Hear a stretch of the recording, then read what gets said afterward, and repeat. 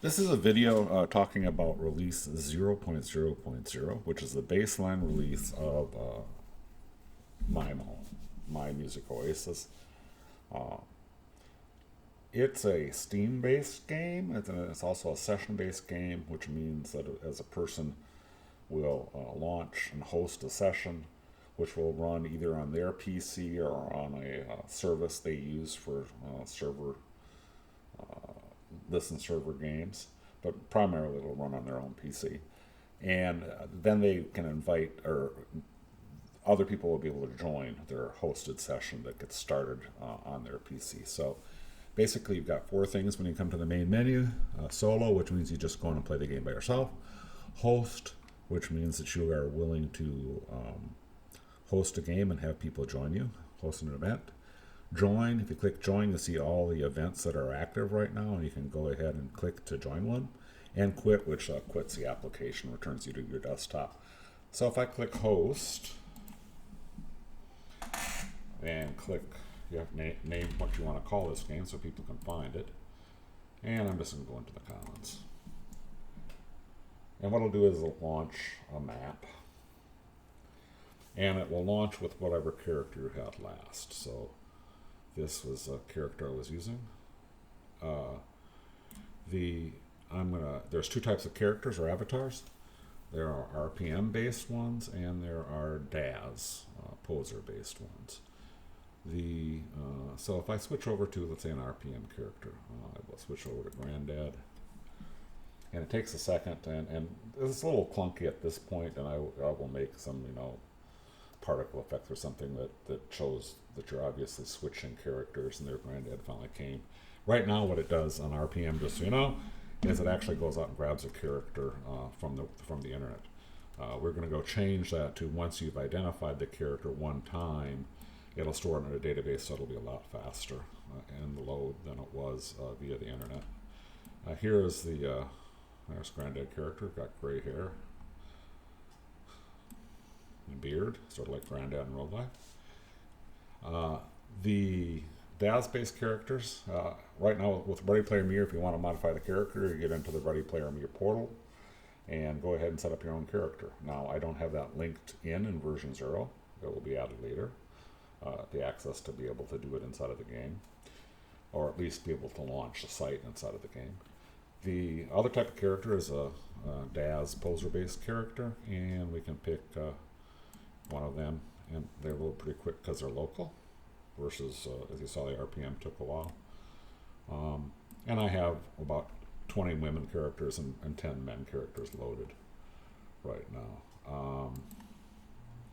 So if we just pick any one of them, let's go, here's our camping one. And you can do some things in order to modify the character inside of a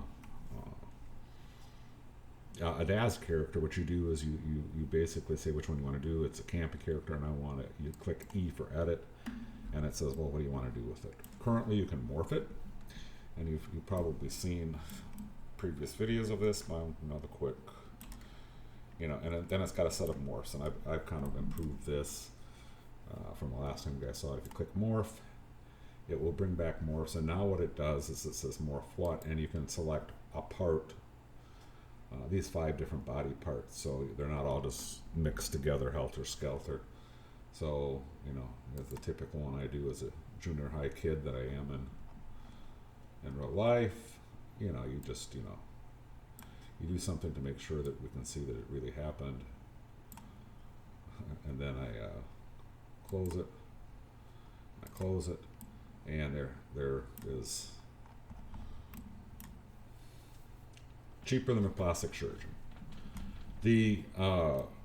That is that. Now, you can save I could have saved the character, I didn't, and it'll save right now to the local drive. And in the one of the future sprints, I will be changing it so it saves it into a database on AWS, but it will save the character morphs there. Right now, it saves it just locally, and we want to improve that.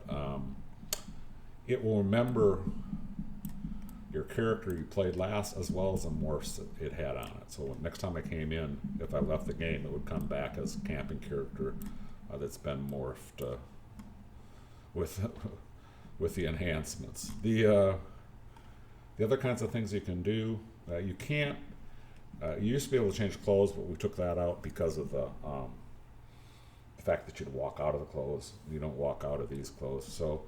So what you do now is you just pick the female avatar already dressed. So these are like 20 different outfits, and I'll add as many as I can, and that's just adding content. The other things that we can go to is we can animate it, obviously. So pick a dance, crazy dance. So much like any of the other things. I will be doing some animation changes in the future sprints based on some of the things, especially that I got from MedHue about what are probably the best way to do it and do it more like Second Life. Gestures will be like Second Life. Dances may be over here. I mean, by Second Life, I mean you'll probably have a keyboard interface to be able to, in text, in chat text, be able to say, hey, switch smile, and the character would smile, for example, or wave, or whatever. Those are the animations. Let's go back to the walk cycle. There's nothing in settings yet, but this will be where you can go change the typical settings. Again, that's not in Release 0. Release 0, it used to have a clothes section. This will be replaced by something later on because clothes right now are included on the character. You can change, it has a place to put backpack, but it's not in version 0. You can change camera angles from first person to third person, free camera in version 0. And there's a spot in here for music applications, which aren't in here yet. And you can teleport. So we could teleport to, say, the Rave Cave. And what it'll do right now is it just kind of freezes the screen, gets you to the Rave Cave, and puts you there with wherever the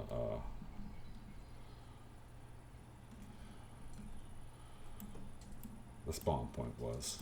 And you can see you can walk through here. I haven't added run to the character in version 0. It's just because it's back. It was still using the old, the slower walk one, so they wouldn't walk out of their clothes. But that's not a concern now. So, anyways, you see here's a good example of this. And in this one, I'm not going to show it, but you can control the dance floor. You can control DMX lighting, and you've seen. Here's a video. I'll show a video of that. And you can also bring in Twitch streams, YouTube streams, or just YouTube videos via control panel. So the control panel again here was just to show you that real quick, rather than go through a whole big thing. Is you can manually control the lights. So I could go down here and I could say, first of all, let's turn the house lights down. And let's go ahead and set up a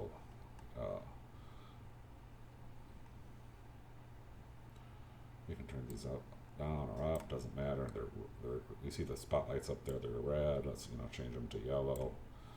You tilt them differently, tilt them out. There you go. And now I could rotate and spin and do whatever. I mean, basically it's just kind of controls that you have inside of the Sansar stuff.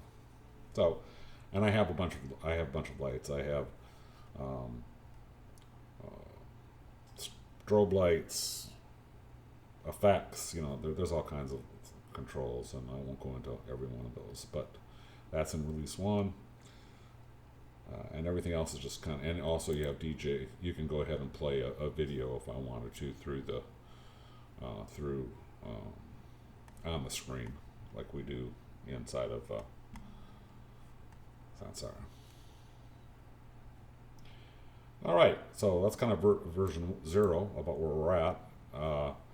This will be released. It's got although it doesn't look like much, there's a lot of code here, and a lot of stuff stubbed in to be able to add features in the future, or add other features in the future. The other thing, of course, is I have a text chat, and I just don't have a second person logged in, but it was a text chat, which you can turn on and off. And there's also voice chat, which right now I be in voice or not. So there's voice, and you can go ahead and leave the app. And when you leave if you click X to leave the app, you're brought back to the main screen, which you can quit from. That's it for version 0.0.